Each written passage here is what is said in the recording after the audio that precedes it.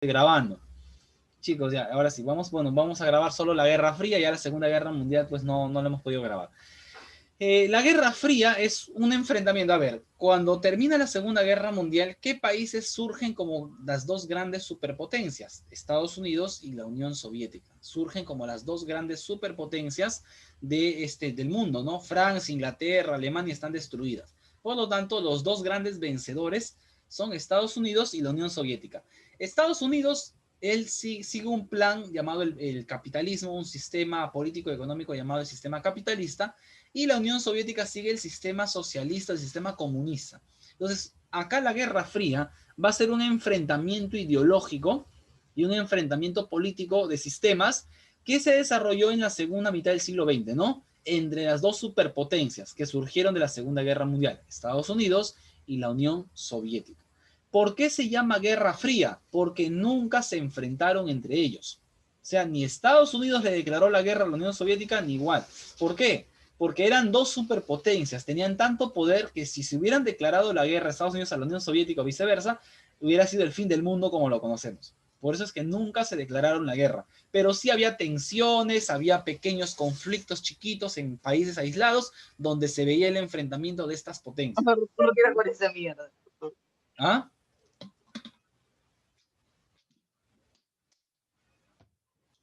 ¿Qué dices, Elías?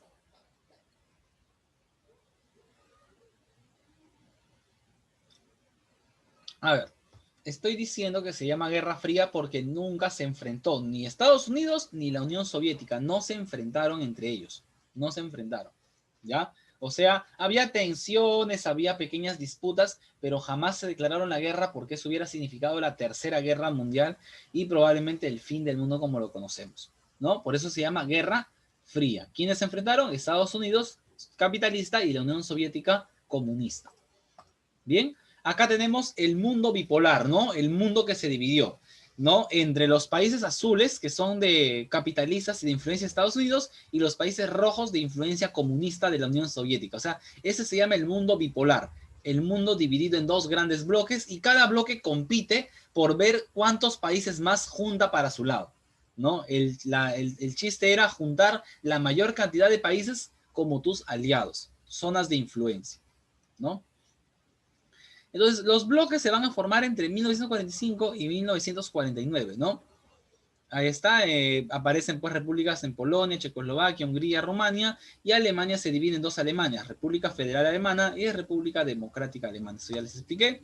Ahí tenemos la división del mundo, ¿no? El mundo bipolar, dividido entre Estados Unidos y la Unión Soviética. El bloque occidental, el bloque comandado por Estados Unidos, el bloque capitalista, ¿no? Ahí tenemos dos doctrinas, la doctrina Truman, que quiere apoyar a cualquier país que no quiera ser gobernado por dictadores, y sobre todo el plan Marshall, ¿no? Estados Unidos, para poder recuperar Europa rápidamente, Estados Unidos va a dar mucho dinero a Francia, Inglaterra y a sus aliados de Europa Occidental para que se recuperen rápidamente de los desastres de la Segunda Guerra Mundial. Y también contener el avance del comunismo, ¿no? Ese es el plan Marshall, plan de ayuda económica para rescatar Europa. ¿Pero qué parte de Europa? La Europa que es aliada de Estados Unidos, ¿ya? Ese es el plan Marshall.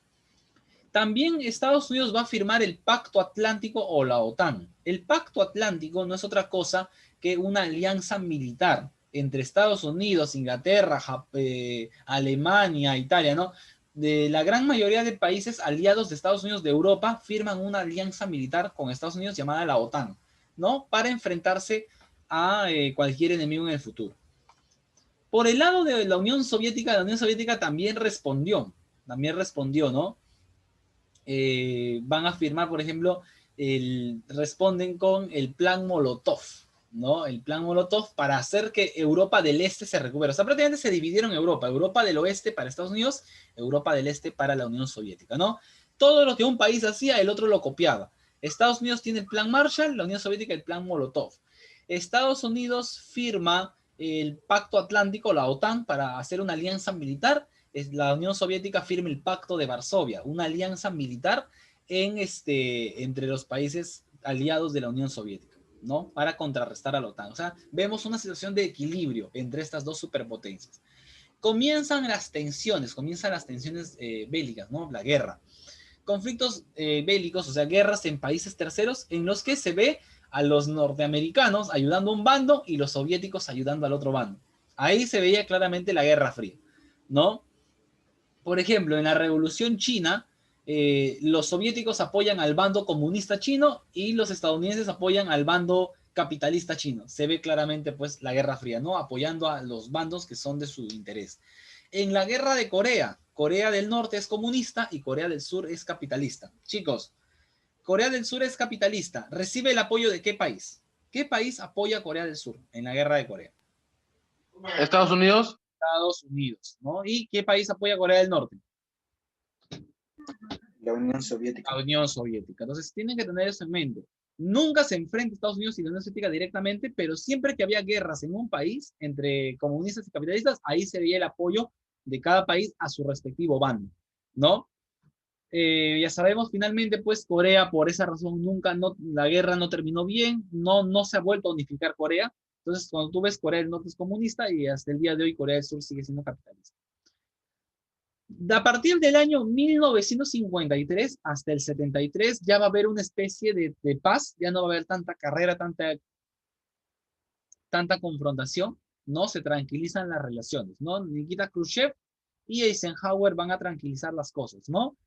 Van a haber algunas crisis, como la crisis de Suez, de Hungría, y sobre todo la creación del muro de Berlín, ¿no? Como Alemania está dividida en dos y los alemanes se pasan de un lado a otro, se decide crear un muro del lado soviético para que los alemanes no escapen de una Alemania a la otra Alemania, ¿no? Ese es el muro de Berlín. Chicos, el muro de Berlín dividía a Alemania, ¿ya? Es la muestra más clara de la Guerra Fría. El mundo dividido en dos. El muro de Berlín era el símbolo de eso, ¿no? Del mundo bipolar, ¿ya? El momento más tenso de la Guerra Fría, atentos con esto, el momento más tenso en el que casi llegamos a la Tercera Guerra Mundial fue la crisis de los misiles en Cuba. La Unión Soviética había estado instalando misiles nucleares en Cuba y Estados Unidos pues amenazó a la Unión Soviética que si no quitaba esos misiles nucleares de Cuba, le iba a declarar la guerra, ¿no? Y fueron semanas tensas en las que casi se fueron a la guerra estos dos, pero finalmente pues solo fue un susto, finalmente la Unión Soviética cedió y retiró sus misiles de Cuba, pero fue el momento más tenso, la crisis de los misiles en Cuba.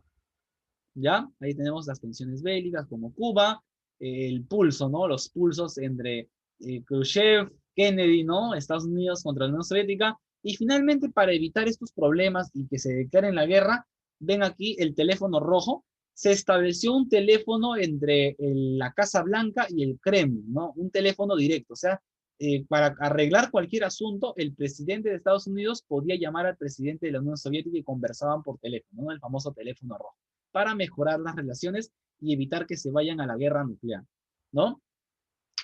Otra de las guerras más importantes que ocurrió en este periodo es la guerra de Vietnam, ¿no? Vietnam, un país de allá de Indochina, que otra vez, ¿no? Fue dividido. Vietnam del norte comunista, Vietnam del sur capitalista, ¿no? Vietnam quiere ser comunista, Estados Unidos no quiere y terminan llevando eso, provocando una guerra, ¿no? Una guerra en la que por más esfuerzos que hizo Estados Unidos fue derrotado. Después de muchos años, Estados Unidos va a ser derrotado en esta guerra. La única guerra que Estados Unidos ha perdido es la guerra de Vietnam. Acuérdate, la única derrota militar en toda su historia de Estados Unidos ocurrió en Vietnam, ¿no? Vietnam, de una manera increíble, le logró ganar a los norteamericanos, ¿no? Y finalmente, pues, Nixon termina retirando las tropas norteamericanas, ¿no? Ahí está la guerra de Vietnam. Fin de la Guerra Fría. El fin de la Guerra Fría va a comenzar a partir del 73 hasta 1991, cuando es su final, ¿no? Se alternan periodos de distensión con periodos de crisis. Reagan propone prudencia en las relaciones exteriores. Para 1985 llega al poder en la Unión Soviética Mikhail Gorbachev.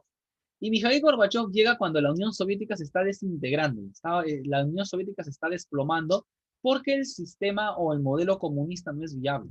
O sea, es ilógico pensar que el sistema de la Unión Soviética era sostenible.